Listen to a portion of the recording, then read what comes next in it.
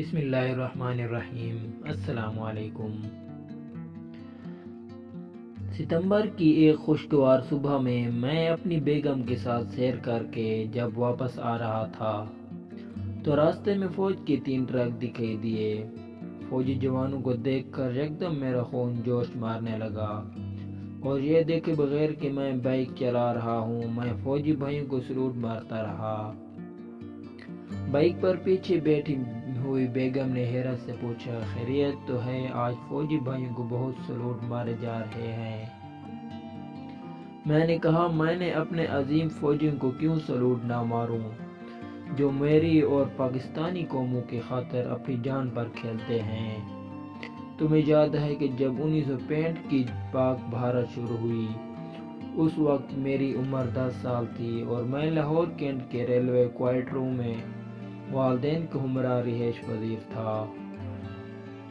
سرحد پر توپیں چلنے کی آواز آتی، نہ صرف ان کے شعلے ہمیں دکھائی دیتے بلکہ گھروں کے در و دیوار ہلنے لگتے۔ اس لمحہ جب کہ پاک فوج کے جوان دشمن کے سامنے سیاہ پلائی ہوئی دیوار بن کر کھڑے تھے، ماں نے مجھے چارپائی کے نیچے چھپا رکھا تھا کہ مجھے کوئی نقصان نہ پہنچائے۔ خطرے کا سائرن بجتا تو ماں مجھے ڈپلوم نما مورچے میں چھپا دیتی، لیکن شدید خطرے کے ان لمحات ہمارے فضائی سرفوش بھارتی جنگی طیاروں کا نہ صرف راستہ روکتے بلکہ ان کا غرور خاک میں ملاتے۔ پھر جب والد صاحب کی ہدایت کے مطابق ہم بذریعہ ٹرین لاہور سے عرف والا جا رہے تھے، گاڑی جب گگن پور کے قریب پہنچی تو 2 بھارتی طیاروں نے انتہائی نچلی پرواز کر کے ٹرین میں سوار تمام مسافروں کو خود خوف زدہ کر دیا۔ اس لمحے ہمیں سیٹوں کے نیچے چھپا کر ماں آیت الکرسی پڑھنے لگی اور کھڑکی سے گردن نکال کر بھارتی طیاروں پر پھونکے مارنے لگی۔ شاید ماں کی انہی پھونکوں کا اثر تھا کہ چند ہی منٹوں بعد سرگودا سے پاک فضائیہ کا ایک شاہین اڑتا ہوا مدد کو آ پہنچا۔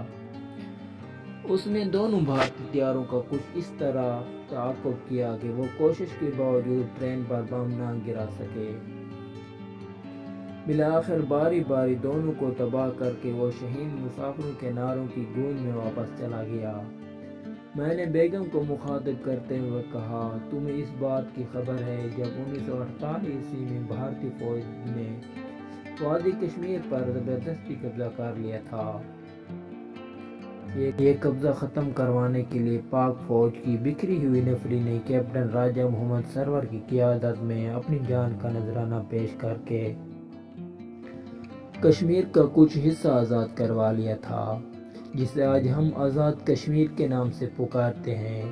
تم نے نہیں دیکھا کہ 1958 میں جب بھارتی فوج نے مشرقی پاکستان کے سرحدی قصبے لکشمی پور پر رات کے اندھیرے میں قبضہ کر لیا تھا؟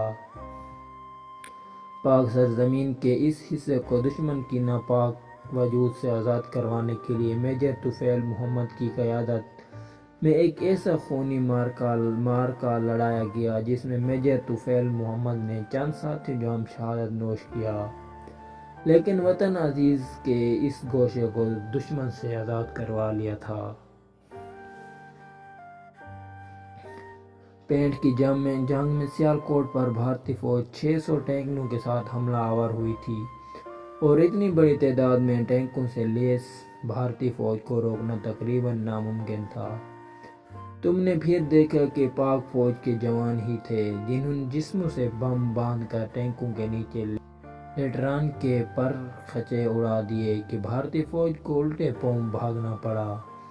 میں نے کہا، تم نے نہیں دیکھا کہ جب بھارتی فوج اور لاہور کے درمیان صرف BRB کے رکاوٹ ہی باقی رہ گئی تھی تو کس طرح میجر عزیز بھٹی کے قیادت میں پاک فوج جوانوں نے اپنی جانوں پر کھیل کر لاہور کی جانب بھارتی فوج کے بڑھتے ہوئے قدموں کو روک دیا۔ میں نے کہا، شاید تمہیں یاد ہو جب 20 اگست 1971 کو پاک فضائیہ کے ایک طیارے کو بھارتی ایجنٹ انسٹار کٹر کے روپ میں اغوا کر کے بھارت لے جانا چاہتا تھا تو راشد منہاس نے موت کے ڈر سے بے نیاز اس منصوبے کو کیسے ناکام بنایا۔ تاکہ ملک کی سلامتی پر کوئی آنچ نہ آنے پائے، اور خود جام شہادت نوش کر لیا۔ میں نے بیگم سے مخاطب ہو کر کہا، تم میجر شبیر شریف کو جانتی ہو؟